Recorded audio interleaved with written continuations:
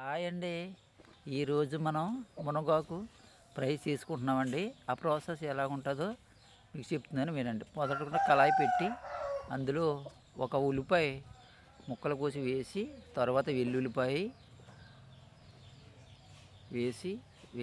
వేసి కొంచెం పసుపు వేసి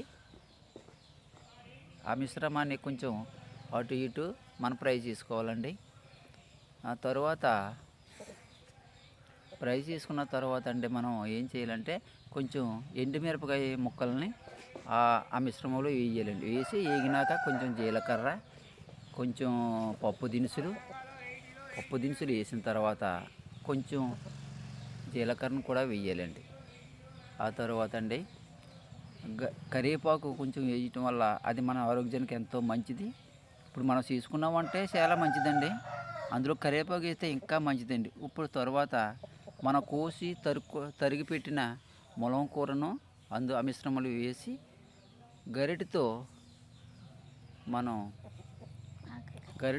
దానిని మిశ్రమాన్ని ఆ ఆయిల్ పట్టించే విధంగా దాన్ని కలిపి మిశ్రమాన్ని కలపాలండి. అదిగో చూడండి కలుపుతున్నాను. అలా కలిపి ఆ మిశ్రమం అంతా మిరపకాయలు మనం వేసుకున్న పోపు దినుసులు అన్నీ కలిసేలా కలిపి అలా కలుపుతూ ఉండాలండి. ఒక్క నిమిషం మాత్రమే కలపాలి.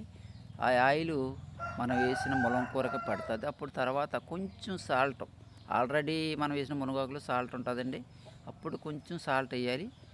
మనకి కొంచెం కారం ఎక్కువ తినేవాళ్ళు అయితే కొంచెం కారం వేసుకోవచ్చు. లేకపోతే ఆ ఎండుమిరపకాయ ముక్కలతోటే మనం ఫుడ్ మీద చాలా వేసుకోండి. పప్పుసారులకు కానీ రసంలోకి కానీ చాలా బాగుంటుందండి. ఇది ఉత్తిది కొడుతుంది. ఆ మిశ్రమాన్ని మొత్తం కలిపండి. అప్పుడు మూత పెట్టి అప్పుడు మనం ఏం చేయాలి, మిశ్రమాన్ని కలుపుతూ ఉండాలండి. కొంచెం కారం వేసాం కదండి, ఉప్పు వేసాం మనం, దాన్ని కలుపుతూ ఉండాలి. కలిపిన తర్వాత కొంచెం అటు ఇటు తిప్పి దాన్ని ఏం చేయాలంటే మనం కొంచెం మూత పెట్టాలండి.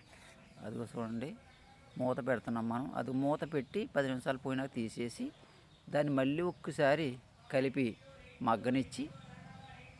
మగ్గనివ్వాలండి. అప్పుడు స్టవ్ ఆపేయాలండి. అంతేనండి. స్టవ్ ఆపిన తర్వాత వేడి అన్నంలో ఇది ఫ్రై చేసుకుని కొంచెం నెయ్యి తగిలించుకున్నా బాగుంటుందండి. పప్పుచారులకు ఇంకా చాలా బాగుంటుంది. ఇదిగో చూడండి చాలా బాగుంటుంది.